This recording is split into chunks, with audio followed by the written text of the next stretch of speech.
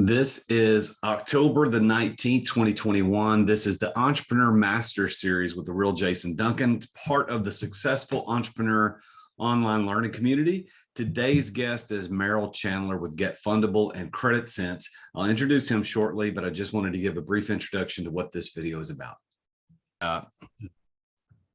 Start my video. Hey, Merril, good to see you today, man. Yeah, it's great to see you. How did your conversations go with certain lender parties? Well, nothing yet. I have not had a chance to follow up. No worries.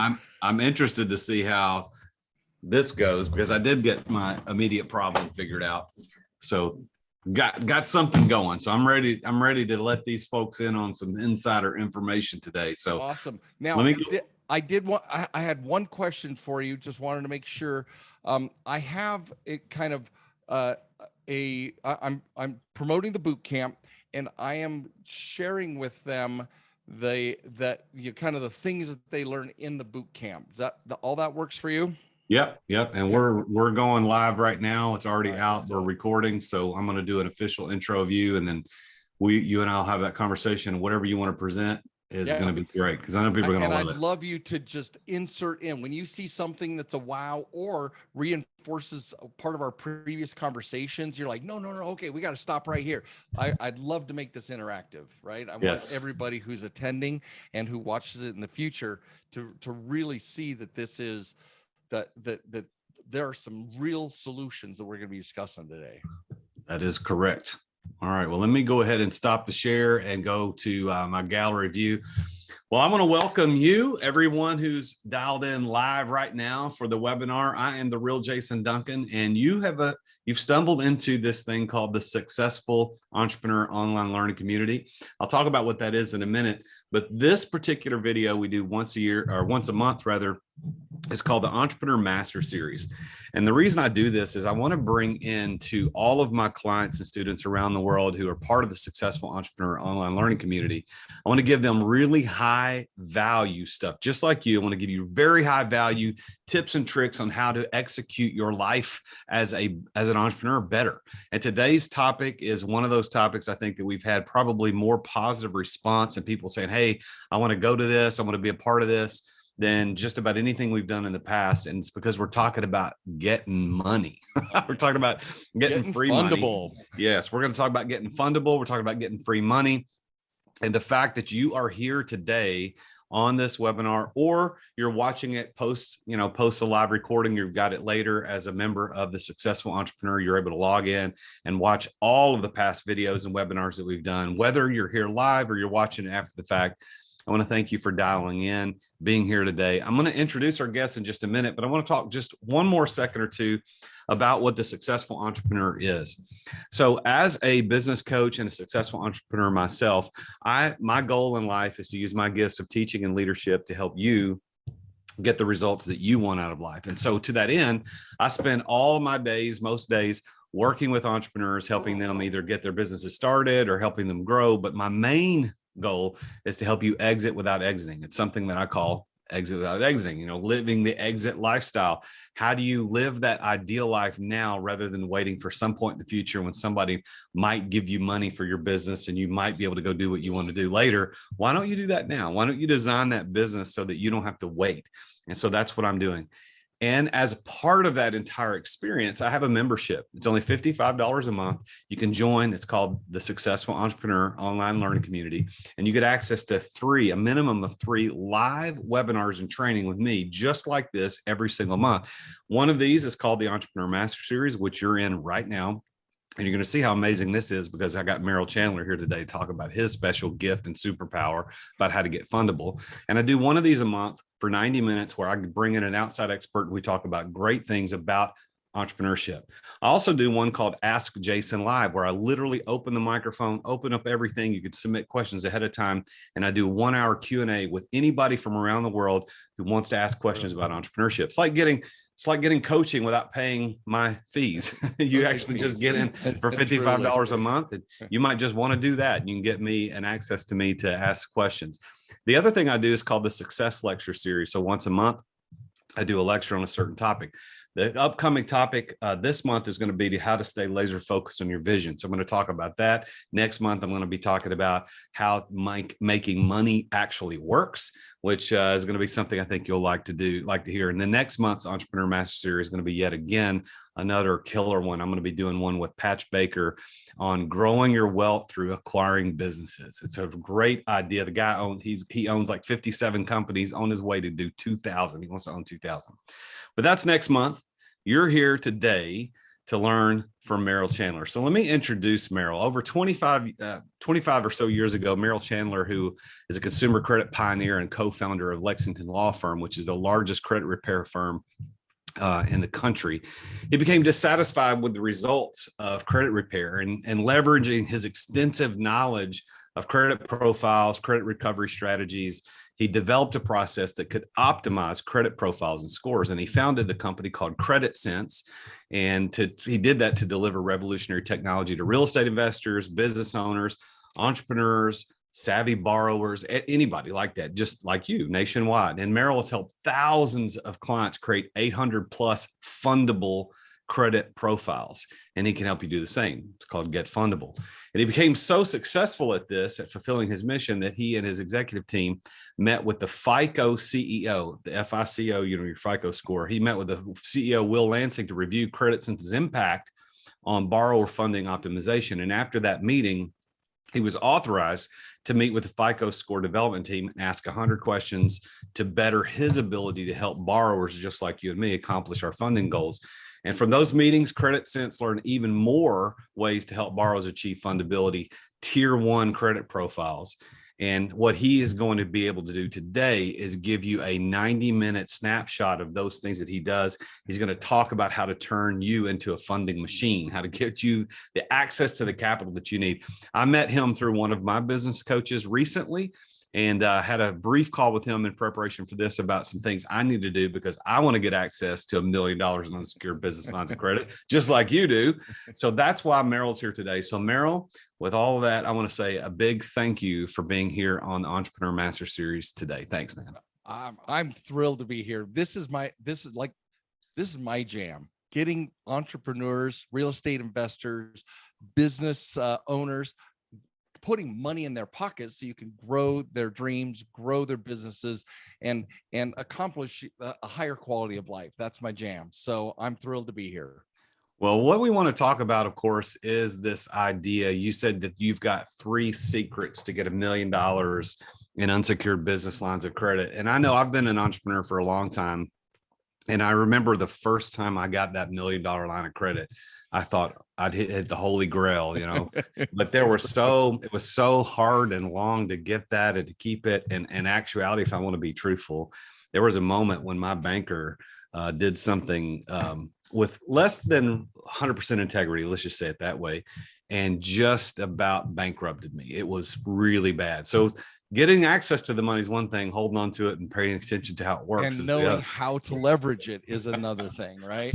Yeah. So why don't you tell us a little bit about how you got started in this? I gave a little bit in the intro about why this was your thing, but how'd you get into this? Before we start the actual formal presentation, because I've got some really powerful visuals to show everybody kind of how we can piece this together. But back in 1992, I co-founded Lexington Law, the single what is now the single largest credit repair law firm in the country. But it did not take me long to understand that, and FICO was working in the background for 30 years.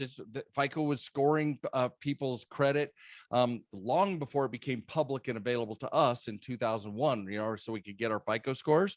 Well, I learned very quickly that you cannot repair your way to funding approvals. Just because you're going to delete a couple negative items doesn't mean that a lender is going to look at you and go, okay, yes, you have a 740. I'm going to give you money. And what I call it, the big domino, the big aha, the revelation of revelations when it comes to small business borrowing, is that your credit score has never approved you for anything. And Really? what we're going to be discussing today is that your credit score is actually used after you have been approved to determine the rate and term, your interest rate and the term, and how much money they're going to risk giving you. It has nothing to do with your approvals. So credit repair people, including me at Lexington, were like, hey, we just raised their credit score 70 points. And they couldn't get it approved for anything because the 70-point increase didn't make them fundable. And that's why we started the Get Fundable, movement, is because we want people to get off the notion of their credit score and onto the notion of fundability, or the ability to be attractive to lenders, and they're going to fund you. And what this came down to is I learned over the years, and what I'm here to share today with your crew, is that fundability is based on 40 borrower behaviors. FICO and separately lender software actually evaluate your behaviors to determine approval. And they determine that over the course of 24 preceding months. So all of that data is what they look at for your approval. And then they look at your score to see how much they want to approve you for, or the rate or the term that they want to provide. That's the big, if you have to go right now because your house is on fire, you learned the biggest secret there is. Never forget it. Your credit score, hate to say it, your credit score is meaningless in the approval process. It's way powerful once you're approved. How do we get approved? That's what today is about, Jason. All right. So if the credit score is not the thing that we all think that it is, hey, I got a 650, I can get a mortgage, can I? Or what? Yeah. We're like, that's what we've been taught. It goes up to 800 plus, and we've been taught just keep your score high. But that's only a small smidgen of how you can get approved. So what are the 4 things to help you get approved that they're looking at? Oh, it's 40 things. There are 40. Okay. What are the top 4? Well, we're going to cover that in my deck. So when you say go, I'm going to start the process because I want people to be eyeballs on the actual metrics that are being measured. That's what we're going to be covering in the presentation today. All right. So let's talk about the first thing when you do these boot camps and you talk to people. What's kind of the first thing after they understand the score is not all that it's cracked up to be? What's the first thing you teach? Oh, don't hate me, guys. The money is easy.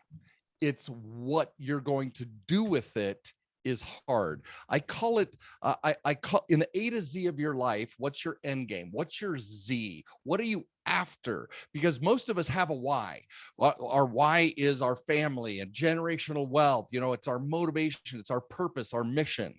But I tell everybody to go one step further. What is your Z? What is the end game of your life? How you're going to raise your standard of living and improve your quality of life. All of the big items people say, I want to circumnavigate the globe. That's on my bucket list, right? That's on my Z list. And I'm like, so what are your plans to finance that sailboat? And they're like, I haven't even got that far. So the vast majority of people's quality of life require other people's money to finance. And so what I teach people in the boot camp is that without an end game, your next flip, your next credit line because you're gonna you need more inventory for your Amazon store, whatever you're looking for in the short term needs a context.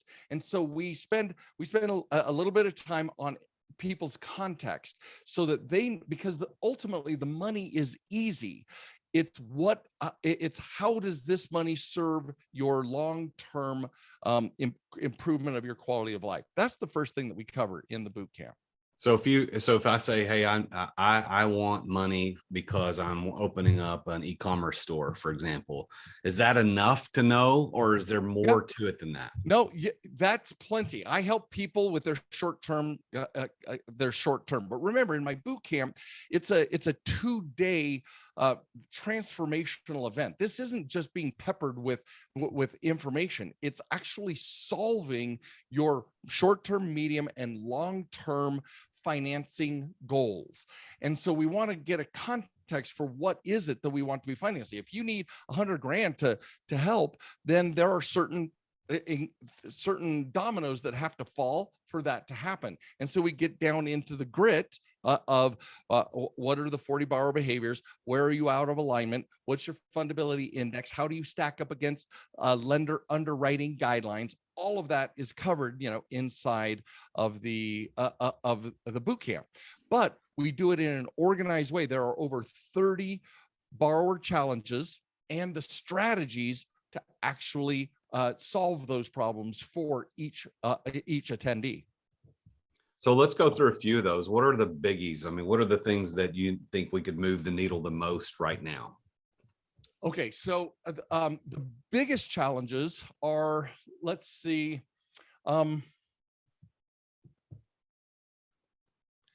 can I share my screen? Yeah, I think so. I think you've got permission. All right. Yeah, let's. I'm going to share my screen and kind of walk. I'll walk your people through a couple of these big challenges. Everybody can see that screen, right? I'm gonna go here. All right. Are we all on the same page? Excellent. So our end game here is how there is a pool of money, you guys, it's the largest money, a pool of money available.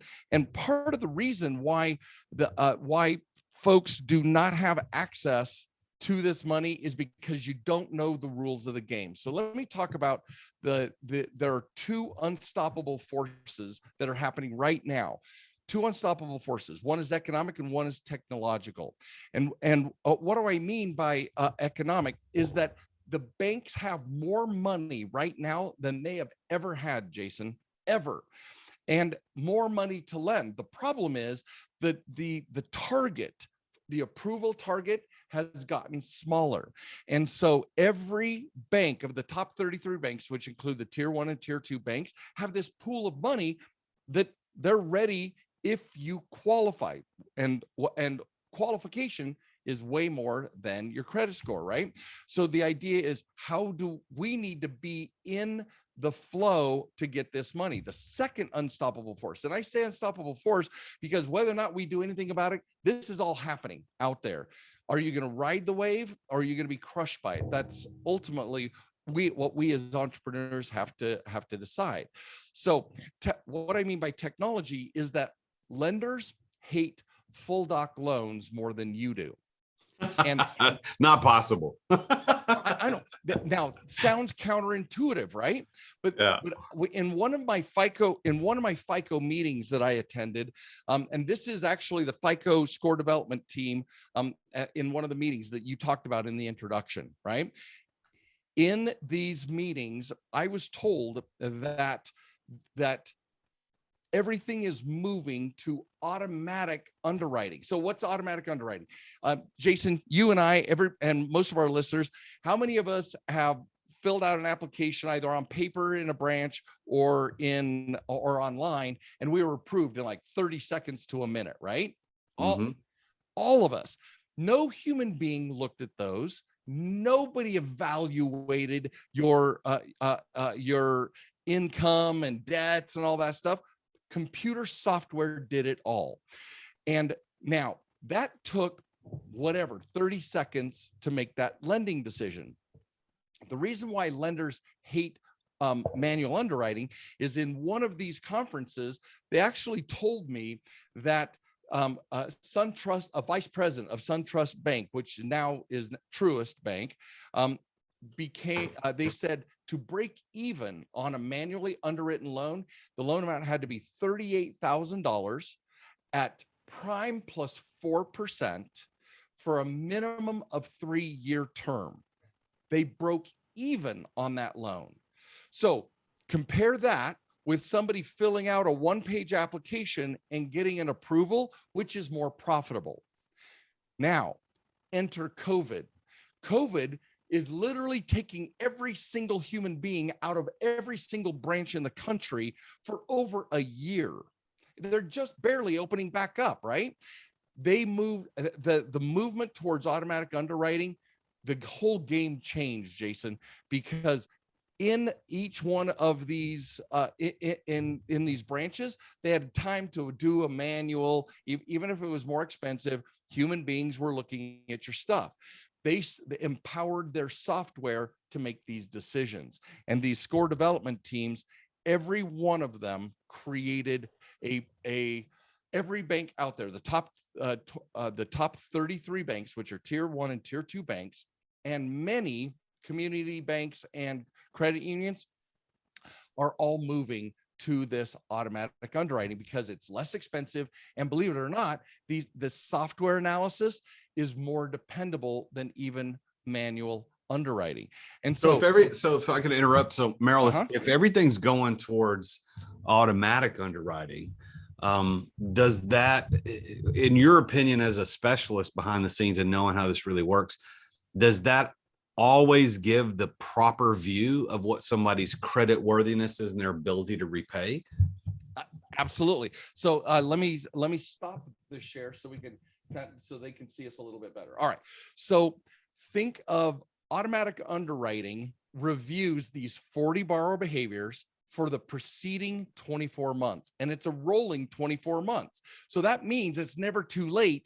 As we're going to learn today, it's never too late, Jason, to start changing your borrower behaviors and having it positively impact your fundability, meaning that they're measured in 3-month, 6-month, 12-month, and 24-month increments. So your first 3 months, you can actually change how a bank's underwriting system looks at you. Only 3 months, and you can have a different presentation. Now, the longer you do these positive borrower behaviors, the better off you're going to be. The lower your rates and the higher your chances of approval. Now, we haven't even talked about scores. Scores are irrelevant at this point. We're trying to get approved, and that's those 40 borrower behaviors. So let me run through this next section. The secret number 1. All right. So I'm going to share my screen again. Here it is, folks. Secret number 1. Secret number 1. So, and it may, after listening to me, it might be not such a big secret. You've been lied to, right? It's not about your credit score. It's about fundability. So let's go into a little bit deeper. This is why I wanted to use these slides to emphasize the question you were asking earlier, right? So in this, Robert, he comes to me as a client with these scores. Most of us would kill for these scores because we think scores are important, right? Problem is it was based there. His profile was not fundable, meaning the credit first was it was a $5,000 credit card from a local credit union. And then he had a Lowe's, Home Depot, Best Buy. You could tell he was a real estate investor, right? But regardless, it was unfundable. Now, what a high credit score simply means, Jason, is that you get more of what you already have. That means if you've got retail cards and you've got low limit local credit union credit cards, you'll qualify for more. That's what an 800 plus score means. You're going to be able to go to the store and get any any retail card that you want. You'll get the best rates and the best terms. That's what the score means.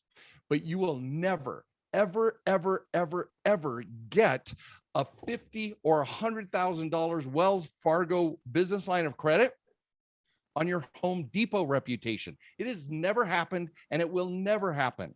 See the difference between profiles versus scores. You can have a low quality credit profile and a high score. It just means you're killing it at taking care of those types of accounts.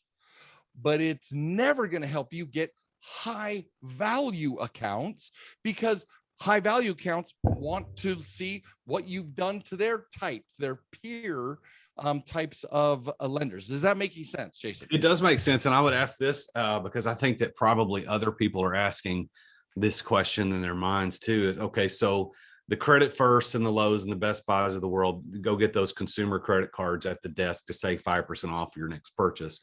But when you're trying to go get a Chase $150,000 or $500,000 line of credit for your business, that is a completely different view that the lender is taking a look. They're not just saying you got an 825 score. They're looking at, where'd you get that 825? What is it based on? What are the metrics that are, and one of the borrower behaviors is quality of accounts. I'm going to tell you right now, and this is kind of a preview of the boot camp, so forgive me if you hear it twice, folks, but do you realize that every single retail credit card on the planet comes with it a downgrading of your profile value and your score? It's called a negative indicator. It's not a derogatory like a delinquency or a late pay or a collection, but it's downgraded because it is a retail. You're demonstrating consumer behaviors and not business borrowing behaviors. They're evaluating it completely differently. You're spot on there. Spot on. So does that mean, then, so if I go out and get a Kohl's card and I get a JCPenney card and a Dillard's card and I get a Lowe's card and I get all these cards and I'm buying stuff and paying it off, buying stuff, paying off perfectly, and I score may be high, but my fundability is low because I'm not really low. Oh, your okay. credit score is high, your fundability is low. You should probably teach the rest of this yourself, because that's the essence of it. That is, we can have zero fundability and an 800 plus credit score. That's crazy. How come we don't know this? Why are the FICO people? Why are the FICO people lying to us, Merril? What's going on? So they're not. If you read, once you, what's it called? What's it called? There's an effect when you think of a red sports car, all of a sudden you start seeing red sports cars everywhere, right? That's your reticular activating system. Thank you. Reticular activating system.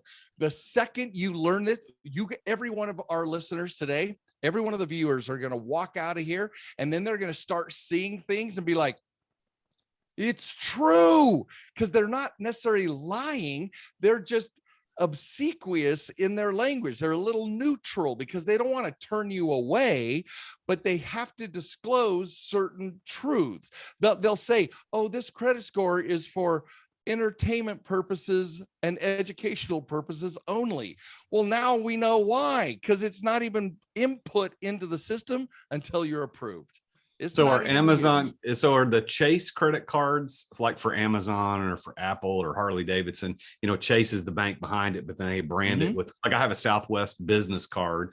It's issued through Chase, but it's Southwest. Are those on the business side of things or are those on the consumer side? Those are actually, they have both. In fact, I'm going to go to, we're just going to let's just answer questions using parts of the deck. I'm going to share my screen again, because there are different credit cards, Jason, that have different values.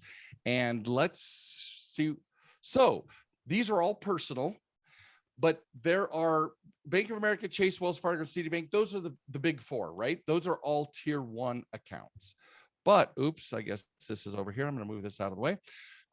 But Discover, American Express, Capital One, the marketing, those are all marketing organizations. They're less valuable credit cards because they're not depository institutions. You can't go get a Discover. Discover checking accounts are not relevant to real banking in the world today, right? So there are tier 2, and they have less valuable contribution. Then there's the community banks and local credit unions that we talked about. They're tier 3. And then every retail and online are tier 4. Now, anytime there is what we call co-branding, like you said, Chase, I have a Chase Southwest on my business, that's co-branded. And it's a little less valuable because you have 2 people underwriting it. You got Chase underwriting it, and you got Southwest. Both of them have partnered up to make sure that they take losses equally for the use of this card. So in answer to your question, yes, there are different values, and what I want, and part of what the end game of the boot camp is we want individuals who are on individuals who attend the boot camp. We want them to understand that we want to build a fundable personal profile, and then there's no limit to the amount of business credit that we can get, but they're going to always refer to our borrower behaviors on the personal, because as you'll learn in the boot camp, the business credit reporting system is what personal credit reporting was in the mid 80s. It is decades behind personal. So they don't trust. No banks on the planet trust your Dun & Bradstreet score. They don't even listen to your Paydex score. They don't even listen to your IntelliScore from Experian. They don't even look at it because it's not trustworthy credit reporting. FICO's coming in and starting to upgrade that, but it's going to take years. Well, I'm glad you mentioned that, because as a coach, I get a lot of my clients asking me about, should I pay Dun & Bradstreet for my thing, or should I do Paydex, or should I submit my, and I'm like, no. And I didn't know what you just said. I just had a bad experience. I'm like, these guys are just trying to get me to pay them money. No, okay. So Dun & Bradstreet, Paydex, worthless. Nothing, dude. And like I said, and I hate, guys, just accept the fact that I'm going to keep referring to the boot camp because I have entire sections on business credit reporting, right? But the point is that every one of, imagine the state of our personal credit, the personal credit system. Imagine the state of the personal credit system if Experian, TransUnion, Equifax did what Dun & Bradstreet does. Dun & Bradstreet says, pay me $149 a month and I'll let you choose 12 positive payment things, so I'll broadcast out to the world. Do you think our system would have any credibility at all? No, that would be great. Not even close. But that's what Dun & Bradstreet actually sells, $149 a month. I will let you tell me which people to call so that I can say, yes, they have a positive reporting history. That's just BS. It's a joke.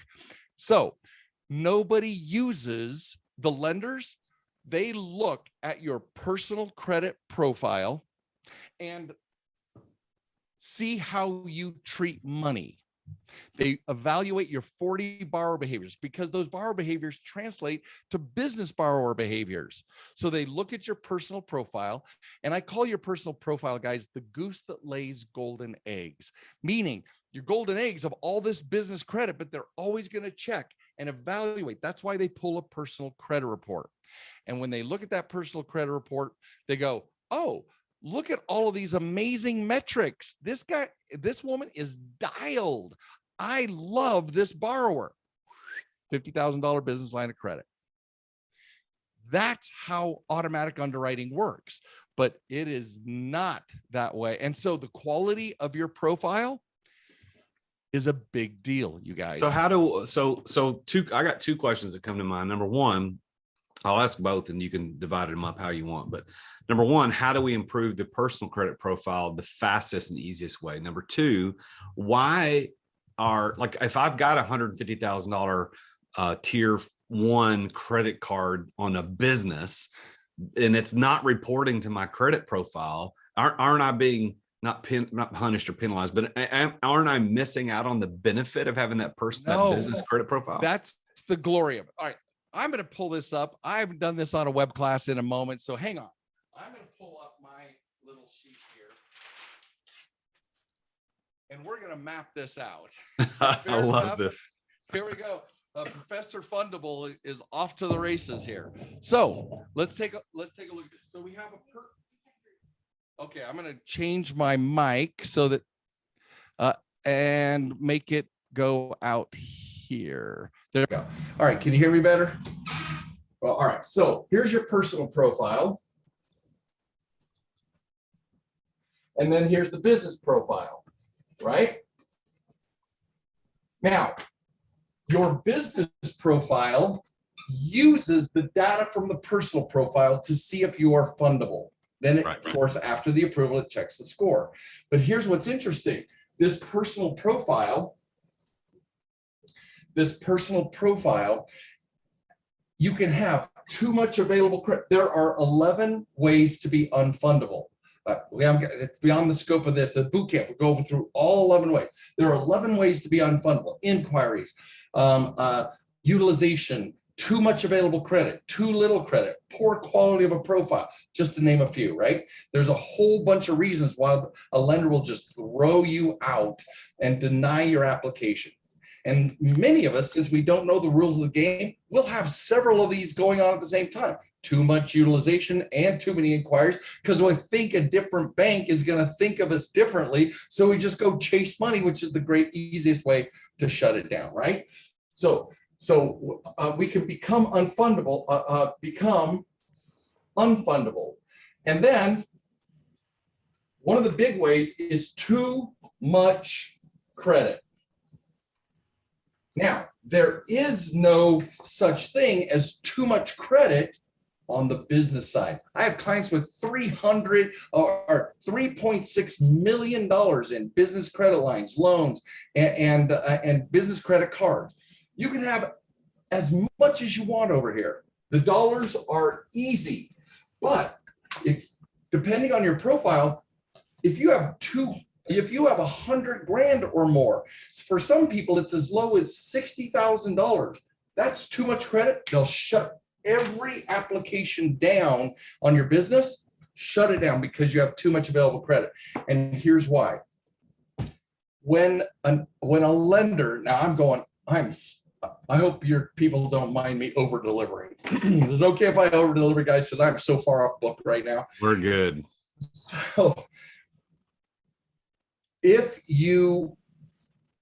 business credit underwriting is significantly different than personal credit underwriting. Personal credit underwriting, they look at your total revolving credit and they see what the average utilization over the last 24 months. Let's say it's 36%.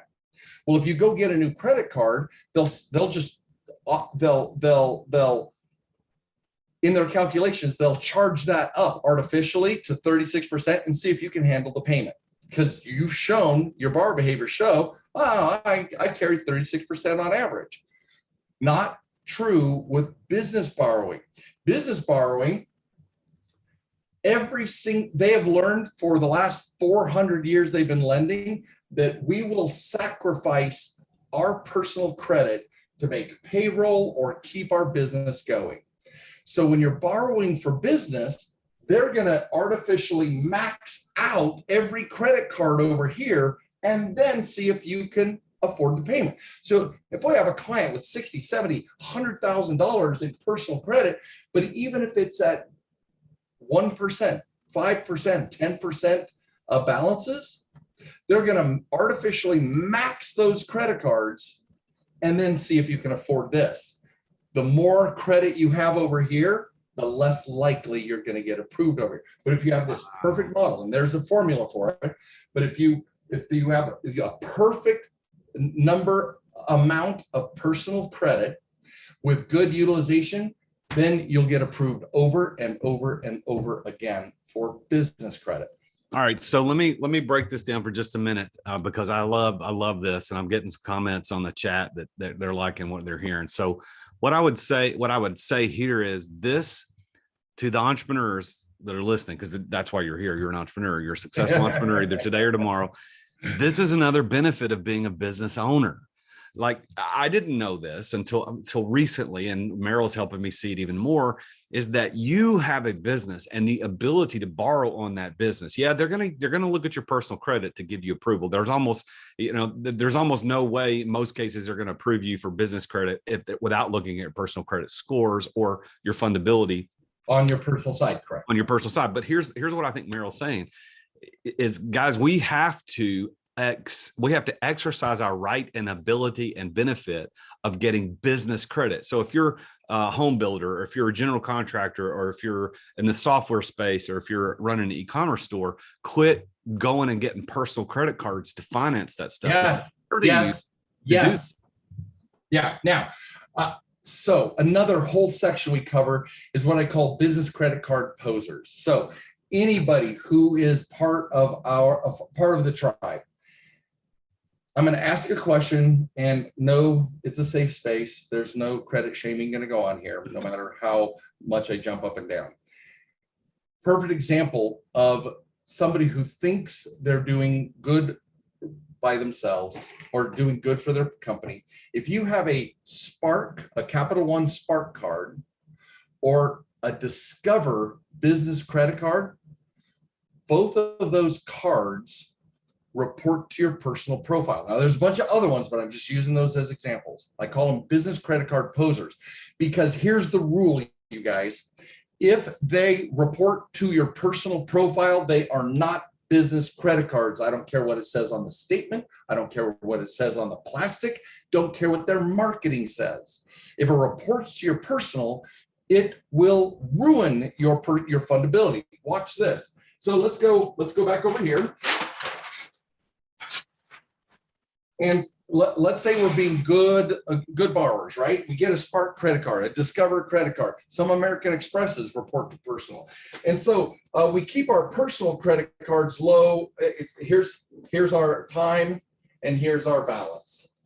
And then we're thinking, all right, I'm going to keep my personal cards low because Merril told me that low balances are good on personal. But then I'm going to use my business credit card, ching, pay it down, ching, carry a balance, ching, ching.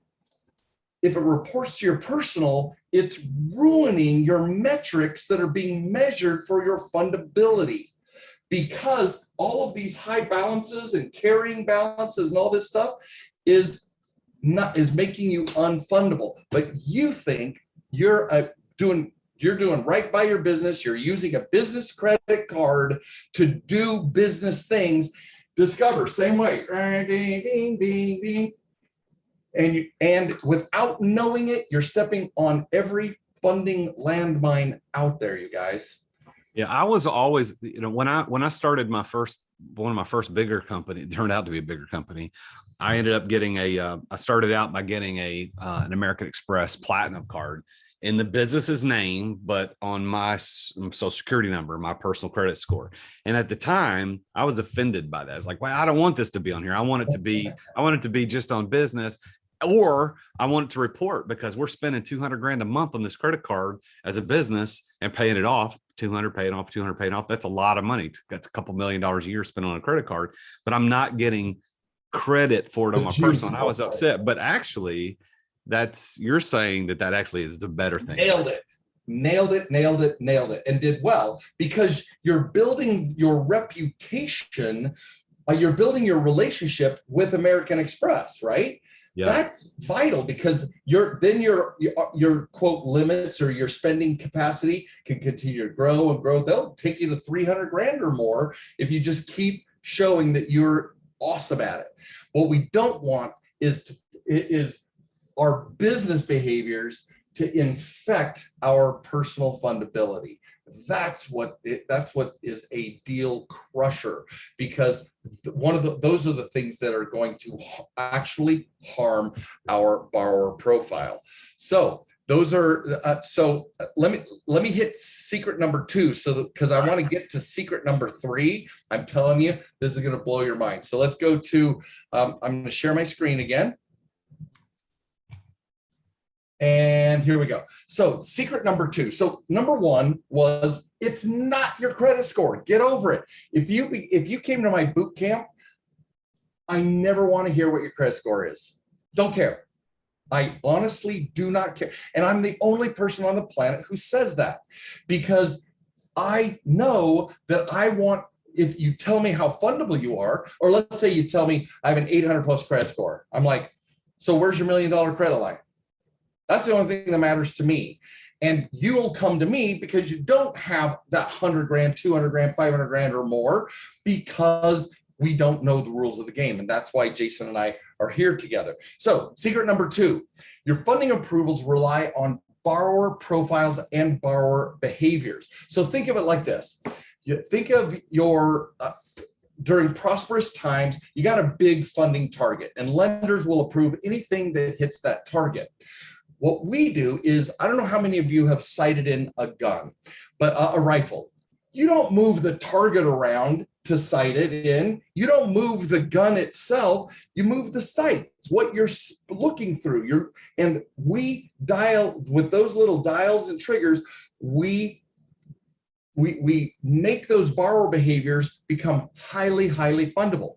The reason why is because during recession times, the actual target will get smaller, but lenders have more money to lend now than ever. And as a result, they're only going to fund people who are in that borrower behavior category. Now, here's an example of some of the borrower behaviors, right? Length of time revolving accounts have been. So your age, time since delinquency is too recent, number of accounts with delinquency, number of bank national revolving accounts with balances. Those are those high value ones we were talking about, Jason. How many high value credit cards do you have? That's a borrower behavior. There's amounts owed on accounts is too high, et cetera, et cetera. So just so you know, that even during COVID, for us, there's been over $192 million in these approvals we're talking about over the last few years, but 53 million since April of 2020. Just in the last year and a half, we've had over 53 million during the pandemic. Why? Because the lenders have money. They're not changing the fact that they're lending, they're changing who they lend to. Does that make sense? Mm-hmm. All right. So, and finally, this is where I wanted to get to my insider secret number 3. Now, I hate using the term hack when it comes to banks because that just doesn't go over well. But it's about having a highly fundable business. So this is that thought. Paydex. There's 3 types of business credit. Paydex focuses on vendor credit and retail credit. So if you want a $250,000 commercial a Home Depot account, bravo, they're going to use your Paydex score. There is no personal guarantee, and they use automatic underwriting. The other type of lending is there's commercial credit. Now they do a personal credit review, but it's always 100% $1 million plus, 1 million, 2 million, 5 million. There's no personal guarantee, but it is full doc. And your business has to be 5 to 10 years old, doing $5 to $10 million a year for them to even take you seriously. What we focus on is that middle ground. FICO uses the small business scoring service, and it's business credit cards, business credit lines. And those credit lines and loans are like 100,000, but you can have multiple relationships with different banks. So 3 banks, 300 grand, 5 banks, 500 grand, et cetera. Now, these do require a personal guarantee, but it's also automatic underwriting. Now, one of the things that is going to throw some of our listeners for a loop is what we call the red flag words and business codes. Hey, would you do me a favor and go back to that screen? I want to give everybody the opportunity to I was in the middle of trying to screenshot that because I didn't think about it until too late. Go for it. Mesmerized. But if you want to screenshot this, everybody, screenshot what he's Absolutely. just sharing there. But I would ask you on the personal guarantee side, in the center column there, is it always a personal guarantee, or is that? It is. Since 2008, when they redid the entire underwriting models for mortgages, no more ninja loans. They also changed the underwriting guidelines completely from the ground up. They used to use Paydex back in the day before 2008. No longer. What we call cash lines, cash loans, cash credit cards. These are their most precious types of credit instruments, and they are all personal guaranteed. All right. Would you briefly describe personal guarantee for people who might not know? So PG stands for personal guarantee, which means, and there's three functions of this. There is, and I want to break this down so that your people see it really, really clearly. Because people get it confused. People get it confused all the time. And what it is there's an inquiry. There is a personal credit reporting. And then there is personal guarantee. So when somebody says personal guarantee, many times people will get this confused because this is a credit check, right? They're checking your credit to see if you're fundable. an inquiry is a credit check. So they're going to check your personal. That is very different than reporting it to your personal credit profile monthly, the balances, etc. And then personal guarantee is they don't report it to your personal, but you're responsible for it. If the business doesn't pay for it, it will end up on your credit report when you are, if it goes delinquent. Personal guarantee means it ends up on your personal credit. It doesn't report until then, but if it goes delinquent, if it goes into collections, then this personal guarantee says then and only then does it end up on your personal credit report. Yeah, and that's from the credit reporting side, but also on the personal guarantee side, that means that you are personally going to stand behind that loan. So if you took out $1 million in business credit and you gave it a personal guarantee and you default on it, they can come get your house and your car and your all this stuff, right? Correct. And that's why EIDL loans, the first, I think it's first 200,000 or something like that is a personal guarantee loan, right? Now it's the least expensive money on the planet, but it is personally guaranteed for at a certain point. So make sure you check your paperwork. But I just want to separate these three because people go like, yeah, but it goes to my credit. Well, no, they're going to check your credit. They may report it. We don't want any business credit that reports monthly to your personal, but every business account, if it goes delinquent, will report negatively to your personal credit. I did want to get that out there to make sure that we all that we all had that. Good. Thank you. Let's take you want to take any of the questions now or hold them off till the end because there are some. We've got a couple of questions that have come in so far, and I want to let you continue with your secret number 3 on your getting your hacked, Yep. Your credit profile hacked, or in a good way. If anybody has a question, just go down to the Q&A at the very bottom of the screen, open that thing up, type your question, and Merril and I will cover those live. I got a couple of them that are already up here. I think we've already answered a few that have come in. Let me check. How worried should we be about business cards reporting on our personal profile? If we have one of those cards you mentioned, should we close that account and go do something else? Yeah. The first thing is don't close any accounts if there are because they may be, you don't want to ruin, it may lower your score if it's reporting to your personal profile. You don't want to close anything. Come to the boot camp, find out kind of how we layer the values. So there are different ways to handle those types of things. Interestingly enough, that you don't want, you want to vet them. So I'm going to send your people to the second credit card. How do we find a business credit card? If you go to getfundablecreditcards.com, getfundablecreditcards.com, we have pre-vetted them. You'll see personal cards and show you their valuable contribution to your profile. And then there are business cards that don't report to your personal. So those are like Brian's asking, is Amex a business card a real business card? Some Amex report to personal, some do not. But we've already sorted them out for you, so that you can see which ones do and do not report to personal profile. That's getfundablecreditcards.com. I just put that in the chat box excellent. For everybody. So your assistant Sky sent that over, but I put it in there so that everybody could see it. Wonderful, wonderful. All right, so now let's get to the wicked stuff on secret number 3, right? So I'm going to share again, and this is we're going to have a great conversation. So there are words that represent business codes that are automatically unfundable. If any of these words are in your business name or business purpose,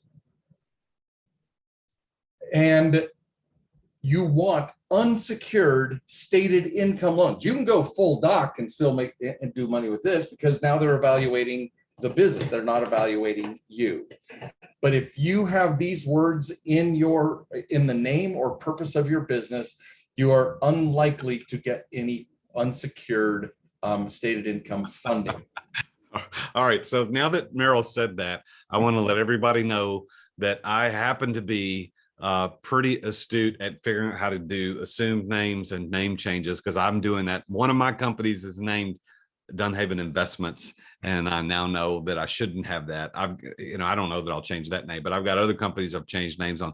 That is a fairly complicated process overall, but it starts with a couple of simple pieces of paper. That's part of what services I could provide if you're part of my network. So just let me know. Very good.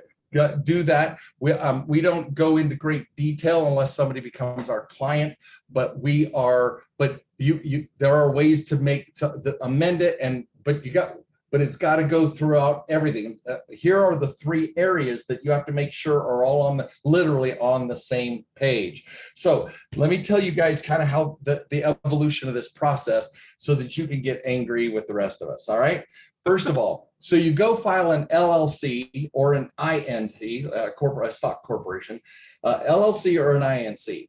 Well, what the Secretary of State doesn't tell you is that they read the name of your business, they read the purpose, they look for these words, and then they go to a lookup table and they assign you a code, an SIC code or an NAICS code. They assign you a code behind your back that makes you fundable or unfundable immediately. No joke. Then, when you go to open up a checking account and you go to any of the top 33 banks, right? You open up a checking account, they check the Secretary of State and they look at that code. And then you will notice I've had students, clients, people of my tribesters, I call them.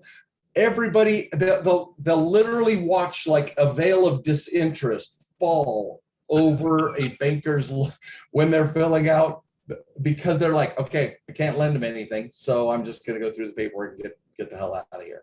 No joke. A veil of disinterest will come over their eyes because you're not fundable, because they looked it up. And some of you, if they ask you, so what do you do? Who do you work with? All these things. You know why they're asking you these questions, guys? Because they don't have enough clarity, or your state didn't do that. And remember, states have to supply the feds with what types of businesses are being incorporated. That's why we have the whole standard industrial classification process in the first place, is the feds want to know what types of businesses are being started, right? And track them. Well, if they ask you bunches of questions about your business, they're trying to find out where to put you to see if you're fundable or not. So between the Secretary of State and business credit lenders, behind your back, not telling you a word, they're assigning you a code. Then, to add insult to injury, your business credit reports pick up from the Secretary of State or from the business credit lenders, and these guys are the ones who broadcast this unfundable code to everybody in the damn universe. So who is assigning the code? Who's assigning the NAICS code? The Secretary of the State, because they have to declare which types of corporations or LLCs have been established in every calendar month and every calendar year, so that the feds can classify what sectors of the economy are growing or shrinking. They also report ones that go inactive. Oh, this SIC code or NAICS code went inactive. We had four hotels go inactive. They track all of that. What they don't tell us is that while they're doing that for the feds, on the funding side, we're getting a bad reputation just because of the name of the name of our business, what our business purpose is. Now, in the boot camp, I'm telling you right now, in the boot camp, we talk about a way to actually imagine building a fundable entity that then lends to your real estate or to your online store or to your construction company, where you have a highly fundable entity that's only job is to collect funding And then you make loans to your other companies. We talk about all that in the boot camp. So that's a great idea. So like, for example, and I'll use sure. my example and help other people to see this. I've got one company, it's a holding company that owns all but two of the other companies that I own. And the reason it doesn't own those is there are reasons for that. But I've got this LSAC, which is a holding company, and I've got business credit. I've got a business line of credit at the bank. I've got a business credit card on that company as a holding company, but I use that credit card, for example, to put gas in my car, to do entertainment for one of the companies I own. And so what I hear you saying is that's probably a better way to do it, because you can keep the funding at the top and that the companies below can just have access to that money. Now, right? A couple of things. In principle, yes. Okay. There are a couple of nuances we have to be very careful of. What I would do is I would designate a particular card for each of the businesses you're lending to, because you need to lease that card, because in 2010, the Supreme Court basically said entities are people too. So you're piercing corporate veils if you're using a card up here for each one of these. Now it just looks like an alter ego, and now everything is you're conjoining the use of funds. So what I teach my people, here's an over deliver, guys. I teach my people that if you're going to have multiple credit cards, because you're working with multiple banks, you can lease a particular credit card from that, what we call a qualified fundable entity. And we lease one here, we lease a different account, credit card here, we lease a credit card here, and we use those specifically for each business. So there's no congealing of funds, there's no commingling of credit lines, and that's very vital to make sure that you have integrity between those corporate veils. Now, if one of the subsidiary companies or companies owned by the holding company is fundable in and of itself, it's okay to get the credit through that company alone. You don't have to go back up to the top, no, right? You don't have to. But what I like to do, and we're getting really thick into this, but what I like to do is I reserve certain types of banks for what I call client companies, and I reserve all of the automatic underwriting, stated income, unsecured types of offerings for what I call the QFE, the qualified fundable entity. So yes, you can lend down here, but I do full doc down here, my real estate loans, I do my commercial loans, my commercial leases, I do all that down here. I keep my super liquid cash lines up here, because that's what it's designed. That's what it's designed to do. And again, we're not in the weeds, but we are in the kind of right on the edge of that bunker, right? Well, thank you for entertaining that question. I have one other question about the NAICS code. So if that code is assigned by the Secretary of State, and that is assigned, I would assume not automated, like some human looked at that and went, okay, they're a construction company. But so is there a way to change the NAICS code to be, of course, absolutely accurate? You're not trying to lie, of course, but more accurate so that it's more fundable. Oh, absolutely. In fact, once again, at the boot camp, I give you the actual, the most fundable codes and how to construct a framework. So instead of a holding company, you're using a funding company. Now they can be one and the same, but there's certain criteria that we review in great detail in the boot camp about what does that holding company qualify, because that holding company cannot own any piece. It needs to be a standalone company. It can't own interest in any other company, because then all of a sudden you leave automatic underwriting mode and they want to see all the financials for all the companies because it's a member or an owner of those entities. So there is a way, there's workarounds around all of it. But yes, short answer to your question, it is very easy to create a structure where you have a perfectly fundable entity with the perfect NAICS code and the SIC code, and then trickle down that money to any of your client companies. Nice. So to recap the three secrets here. First of all, the secret is the score is not what you think it is. It really doesn't matter. It's not even relevant until you're approved. The secret number 2 is all about fundable profiles and borrower behavior. Borrow behaviors and profiles. Yes. And then the third one was you were talking about getting rid of red flags on your business name and your business purpose, which we just talked about in terms of the. The secret is that they are assigning, for many of us, unfundable codes behind our back, and we don't even know that we're not fundable until we apply, and we have no clue why.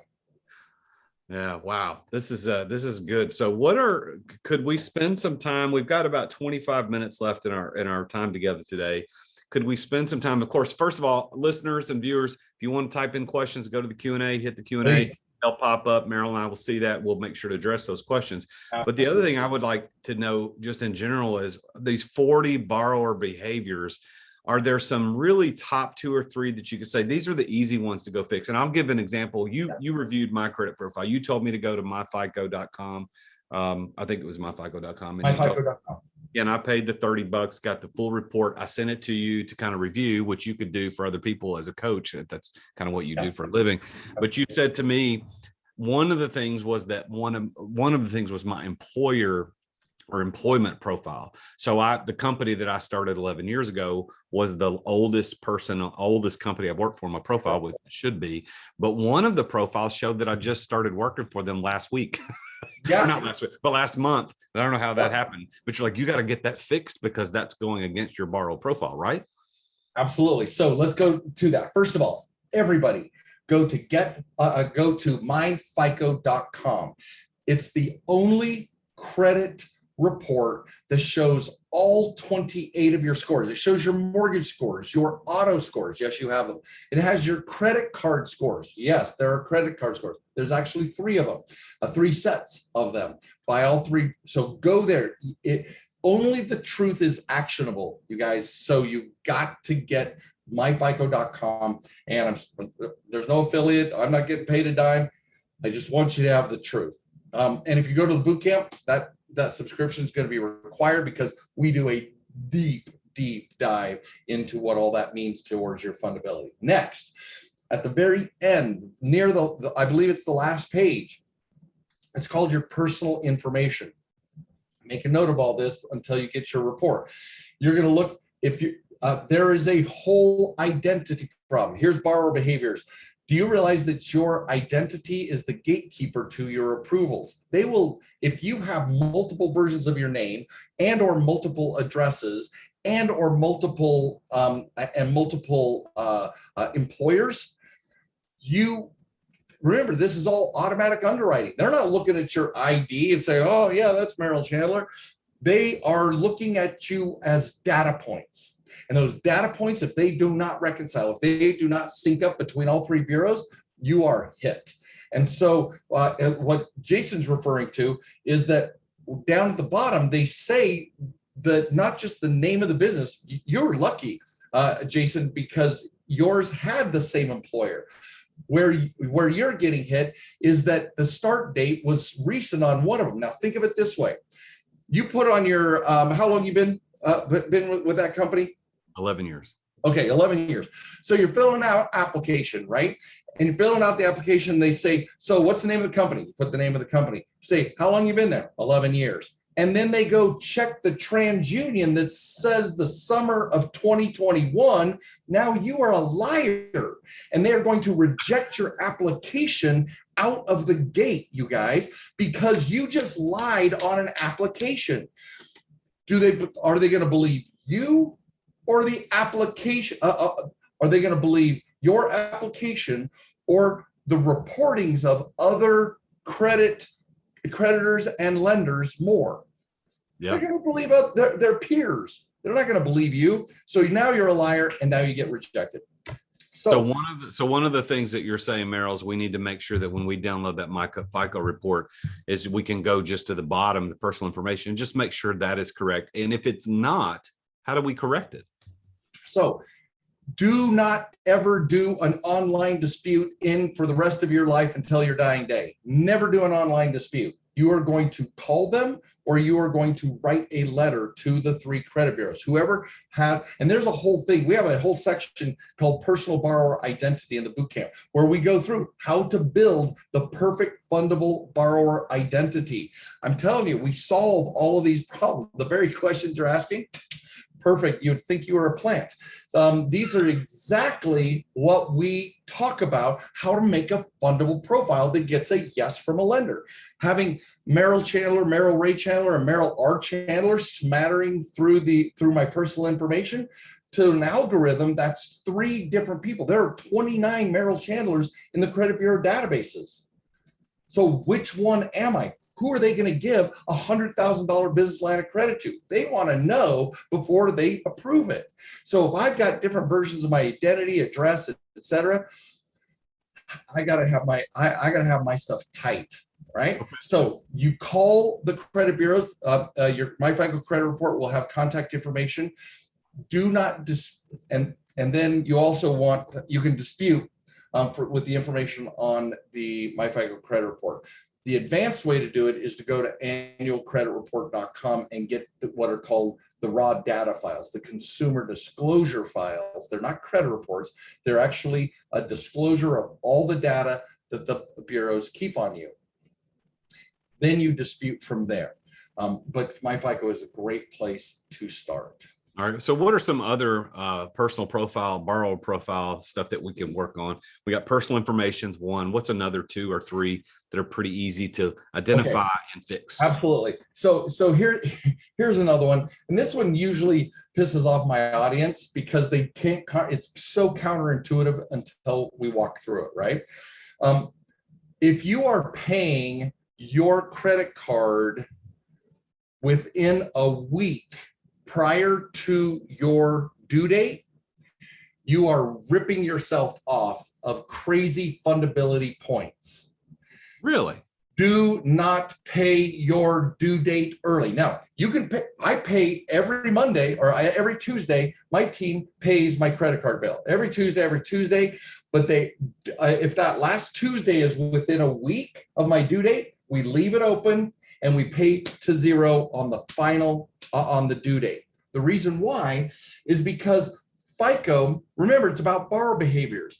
They're not looking to see if you're a good guy, because if the algorithm can't measure 3 days, 2 days, 5 days, 10 days, they don't measure that. They measure, are they fastidious about paying on the due date? I can measure a perfect execution of a due date payment, due date payment, due date payment. You do 3 in a row, you're going to get X points. You do 6 in a row, you're going to get 4X points. And if you do that for 24 months in a row, you're going to get 24 or 16X points, because you are fastidiously paying that credit card payment or mortgage payment or auto loan on time. The key is on time. Do not pay early. Now, you can make multiple payments, but within a week, they always credit it to your next due date and you lose your juice. So let me make sure I understood, because this is new information to me. You and I had not talked about this. This is really, really interesting to me. So credit card payment due on the 15th of the month. Let's just say that, or the car loan or the house payment, whatever it happens to be, due on the 15th. You're saying I could pay weekly payments except for the week leading up to the due date. So I could pay mid-cycle, midterm, whatever. I'm trying to keep my credit limit open so I could make more charges. But 7 days prior to the due date, don't pay anything until the day that it's due. That is correct. Wow, that is so weird. I don't even understand why that would be a thing. It's counterintuitive until we understand that 7-day period, how does a math formula, how does an algorithm evaluate 2 days, 3 days, 5 days, whenever it comes in, there's this random payment comes in, I'm just going to credit, and then the lender credits it to the due date. When did it actually get paid? But everybody, if you look at your consumer disclosure files, you will literally see there's due date it was paid, minimum amount due, how much was due. Here's another over deliver. Never under any circumstance make the minimum payment. Because when you make a minimum payment, you are sending the algorithm a message that you cannot afford more, even if you can. That's still the messaging that's going on. So to hack that, it's the same way, just like it can't measure 2 days before, 3 days before, 5 days before. It can't measure $2 above, $3 above, $5 above. It just sees that you're not making the minimum payment. And so you don't get saddled with the reputation of a minimum payment borrower. So so don't pay the minimum payment, which you should pay more than the minimum payment. We get that. Don't pay within 7 days prior to the due date. Pay only on the due date. What about grace periods after the due date? Can we pay on the due date and a few days after, or does that also ding us? No, because the second you are on the next day, you are now officially late, and you lose the on-time points, and you have a negative indicator. Again, these are not derogatory accounts. That happens at 30 days late, but 1 day late, you're automatically. Now, this is 1 day past the due date. You're already burned through your grace period. That's usually 15 to 30 days from the prior billing. I've paid my mortgage payments on the 15th of the month every year for 20, 30, whatever, because I want to hold my money a little bit longer. I know it was due on the 1st, but I've got until the 15th or the 16th until it's late. So I've got my automatic payment set up to go on the 15th of every month. So I'm okay. I didn't screw anything up, did I? Well, you will be more valuable to future lenders. Your reputation will be higher if your payment is due. Is it due on the 1st or the 15th? Well, it's due on the 1st, but it's late on the 16th. So I've got until the 15th. No. So let's get our terms down. There's a late fee on the 16th. Correct. You are late on the 2nd. But it's never showed up as a late payment. No, it's not 30 days late. It's not delinquent. But your payment modeling is late as of the 2nd. And so now you have a reputation for never paying on time, which may be affecting your long-term fundability grading, and or your score may take a hit because that score is based on faithful payment on time. Well, damn it. Bleep. And you don't have to change a thing, but that is a borrower behavior. All right. So what I want to do, we got about 12 minutes left, and I want to make sure that we give the attendees, the participants, the opportunity to ask questions. So we've got a couple of questions. Looks like we already answered a couple of these. So the boot camp that Merril has been referring to, he's going to talk more about that at the very end. So just chill and hang out. We're going to give more information about that because he's got a special offer for you there. You need to start with that. All right. Anybody else have a question? You want to type in a question? You can certainly do that right now. If you don't have any questions, I've got plenty of them. What about one more? While somebody's asking a question right now, Merril, what about one more personal borrowing profile activity or behavior can we pay attention to that makes a big difference? So let's see. Because some of them are complex, right? And I don't have the graphics here, but I do in the boot camp. So think of this is kind of a teaser. In the boot camp, I'm going to show your people how to save a minimum of $2,000 off of the financing of every automobile for the rest of their life. Because lenders approve you with certain scores, and we don't even know those scores exist until we discuss it at the boot camp about remember all 28 scores? Imagine a auto dealer who has the ability to pull all your scores. That's why they do so many inquiries. They pull all your scores and they approve you with the lowest one. Even if your lowest one is a 720 and your highest one's an 800, they will approve you with a 720. You don't get the benefits of the higher approvals because we don't know the rules of this game. They've been dunking on us over and over and over for every auto purchase that we have ever done. And I'm going to show you guys how to actually go into a dealership and create and make them use the score of your choice for your auto financing. All right, let's do it. Let's do it. So talk about, we've got a question. It says, I have a business line of credit that's floating almost at the about half of it being used. There's 50% usage. Should I pay it all or pay it slowly? Okay, so Fritz, does it first of all report to your personal profile? If it reports to your personal profile, even if it's a business line of credit, if it's reporting your personal profile, then I would say pay it off immediately.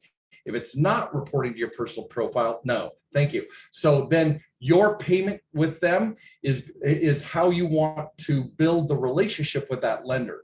Make big payments and reduce it is a win for the lender, so the lender loves you more. But slow or interest only payments, it's a win for you, but your lender may not be winning. And that's part of what the boot camp is how do we create partnerships with our lenders so we speak their language, we have their backs, and they give us gobs and gobs of money as a result. Well, that's a good question. Thank you. Thank you guys for asking those questions today.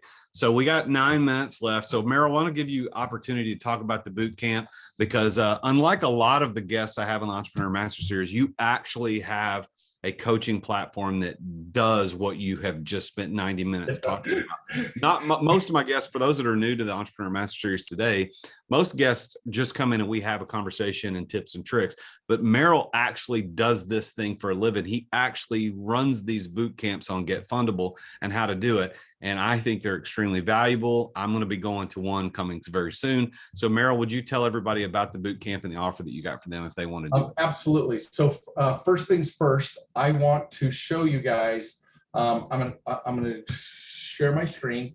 Take a screenshot of this so that you can get the dates down.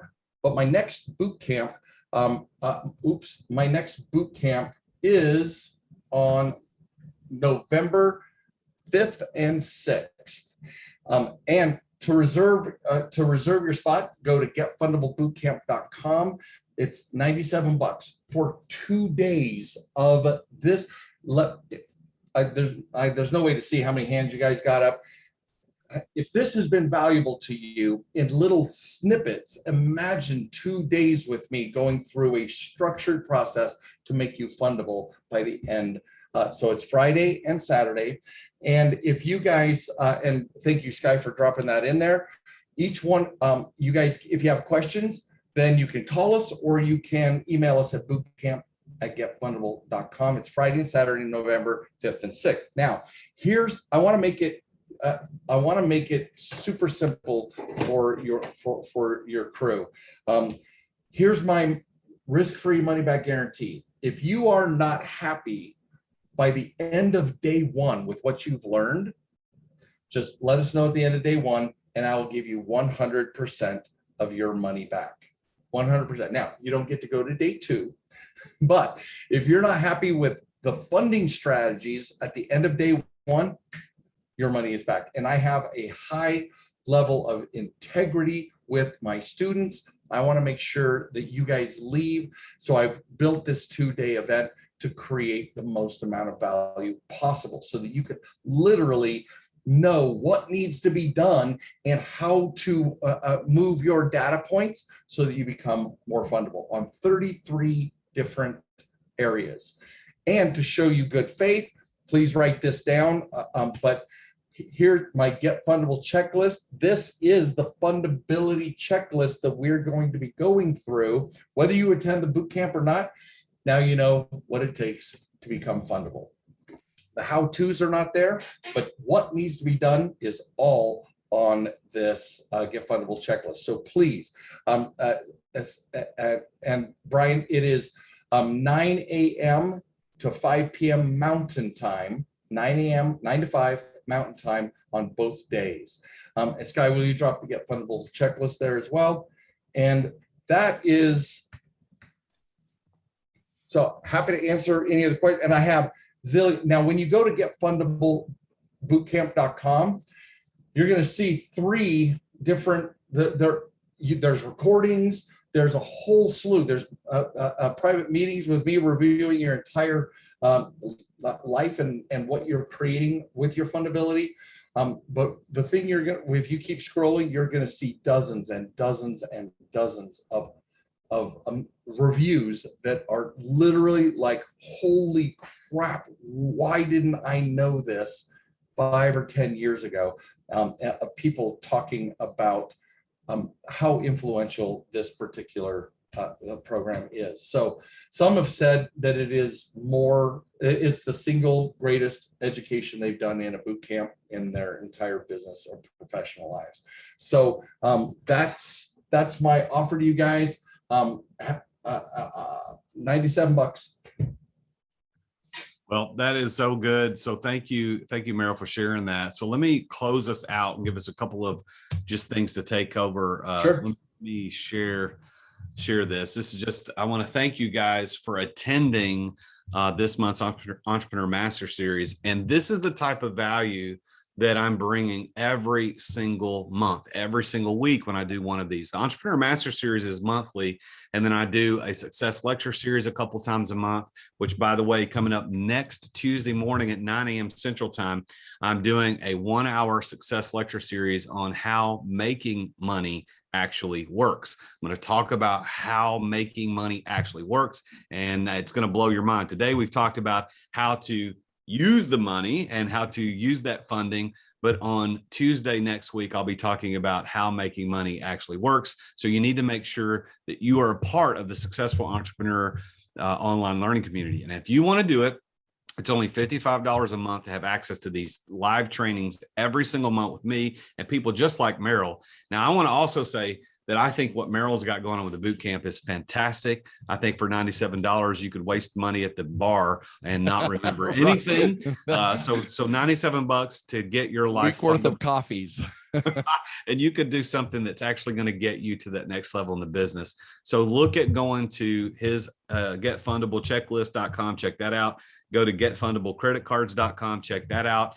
And in the section that where his assistant Sky put in the information, it's going to be information on how to go to the boot camp. And if for any reason you have any question at all, of course, I'm the real Jason Duncan. You can always reach out to me and ask me questions on what we've talked about in these things. And I would love to help you out. So Merril, any final words you want to say? I forget. Thank you to Sky, my producer, because I'm just over here prattling on. There are recordings to this, so there are options to be able to upgrade from the 97 and have over 300 hours of these instructions, including this boot camp that's coming up. We record every one of them. They are never the same. There's always something that's evolving, and so there's plenty to do a deep dive into as part of our tribe. Well, good. Well, guys, thank you guys for attending today. This has been the Entrepreneur Master Series, part of the Successful Entrepreneur online learning community with me, the real Jason Duncan. Thank you for being here. Have a great one, and we'll see you at the next one. Thanks again, Merril. Absolutely. Be well. Thanks.